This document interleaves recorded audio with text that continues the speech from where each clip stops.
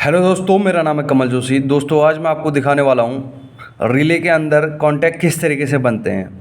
Mean जो NONC हमारा बनता है और किस तरीके से रिले के अंदर हमारा ये काम करते हैं, उसको मैं आज आपको रिले को खोल के बताऊँगा कि ये अंदर से कैसे काम करता है। तो सबसे पहले इस रिले के कवर को खोल लेते हैं। ये ओमरॉन की 24 वोल्ट की इसमें कॉइल है। ओमरॉन की ये हमारी इलेक्ट्रोमैग्नेटिक टाइप रिले है। तो यहाँ पर मैं इसे खोल के आपको दिखाऊंगा कि किस तरीके से इसमें कॉन्टैक्ट बनते हैं और NONC आपको किस तरीके से मिलता है। तो देखिए दोस्तों, मैं इसे पहले खोल रहा हूँ।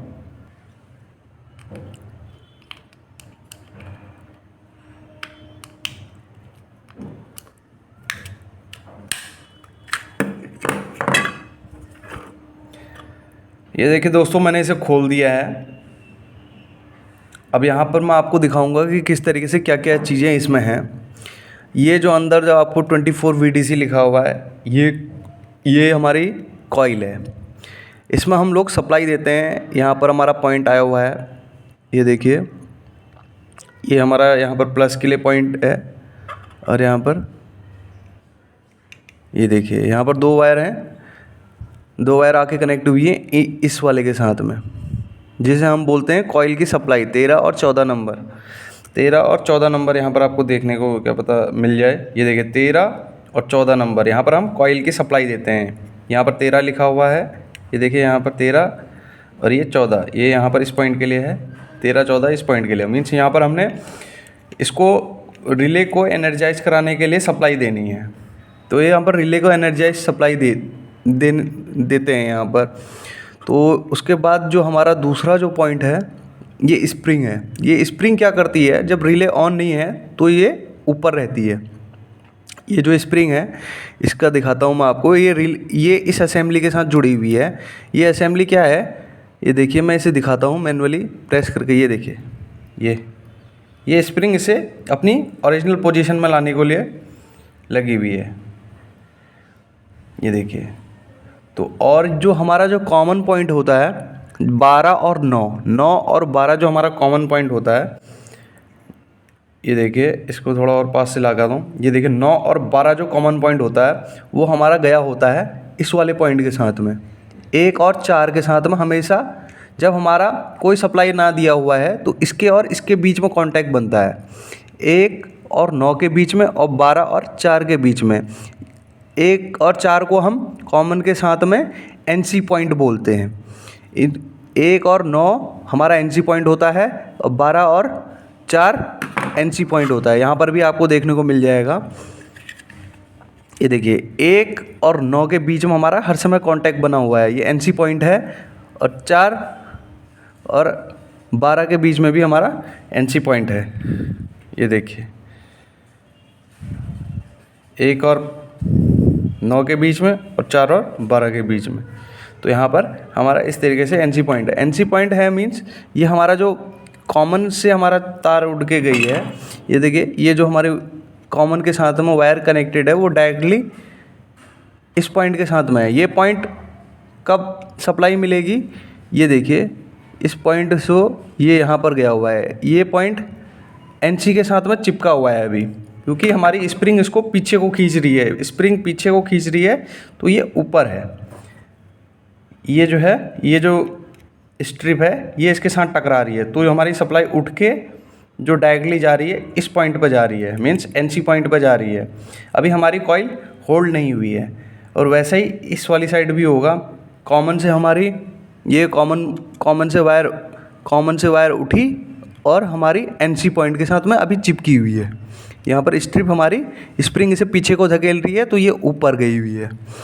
अब जैसे ही अगर हम इसमें कॉइल को सप्लाई देते हैं, दोनों पॉइंट से कॉइल को सप्लाई देते हैं, 13 और 14 पॉइंट में अगर सप्लाई देते हैं, तो क्या होगा, इलेक्ट्रोमैग्नेटिक फील्ड बनेगा। इलेक्ट्रोमैग्नेटिक फील्ड बनेगा, जो इससे एक मैग्नेटिक इफेक्ट बनता है।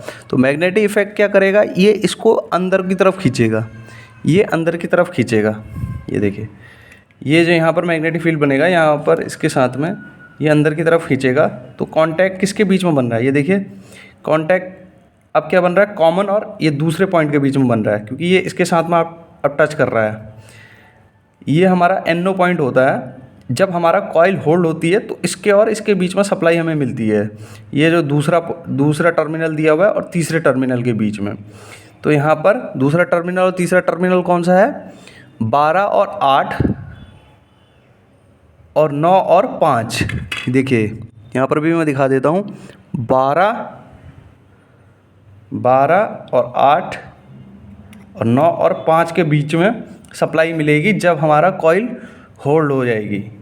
कॉइल होल्ड हो जाएगी मीन्स जब हम कॉइल को सप्लाई दे देंगे 24 वोल्ट की इसकी कॉइल है तो 24 वोल्ट देंगे। अगर 220 की है तो 220 देंगे। 220 की भी हमारी इलेक्ट्रोमैग्नेटिक रिलेज रहती हैं बहुत सारी, और 24 वोल्ट की भी रहती है। तो जो भी उसकी कॉइल की सप्लाई देनी है हमने वो हम देंगे। तो हमारा ये अगर इस तरीके से टकराएगा, ये देखिए ये हमारा NO पॉइंट बन गया। अब जैसे ही हम सप्लाई छोड़ेंगे तो ये क्या है, सप्लाई छोड़ेंगे तो मैग्नेट यहाँ पर से हट जाएगा, क्योंकि इलेक्ट्रोमैग्नेटिक फील्ड जो है वो हटेगा तो ये फिर से अपनी बैक पोजीशन में चला जाएगा। और NC और कॉमन के बीच में, ये देखिए इस कॉमन और NC के बीच में हमारा पॉइंट बनेंगे। जब कॉइल को होल्ड करेंगे कॉमन और NO के बीच में पॉइंट बनेगा। तो इस तरीके से हमारा ये इलेक्ट्रोमैग्नेटिक रिले काम करता है। और ये इसका मैकेनिज़्म है, स्प्रिंग ऑपरेटेड मैग्नेटिक फील्ड का यूज करते हुए, मैकेनिकल का यूज करते हुए इस रिले को बनाया गया है। और ये ग्रीन LED है। जब इसमें कॉइल की सप्लाई देते हैं तो यहाँ पर ये हमारी LED भी ग्लो करती है।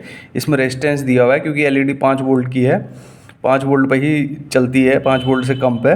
तो यहाँ पर 24 वोल्ट के लिए अप्रोप्रिएट जो हमारा रेजिस्टेंस रहता है 24 को 5 वोल्ट में चेंज कर दे, इतने रेंज का हमारा यहाँ पर LED लगा हुआ है, ताकि हमें पता चल सके कि हमारे रिले को सप्लाई मिल गई है और रिले हमारी होल्ड हो गई है, तो NO NC कमांड हमें मिलेगी।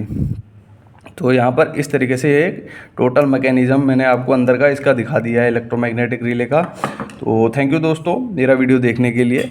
प्लीज़ लाइक कीजिए और कमेंट कीजिए अगर आपको इस तरीके की वीडियोस में और भी कुछ चाहिए। मैं pneumatic based, hydraulic based, electromechanical type videos बनाता रहता हूँ। प्लीज़ सब्सक्राइब कीजिए मेरे चैनल को। और धन्यवाद दोस्तों।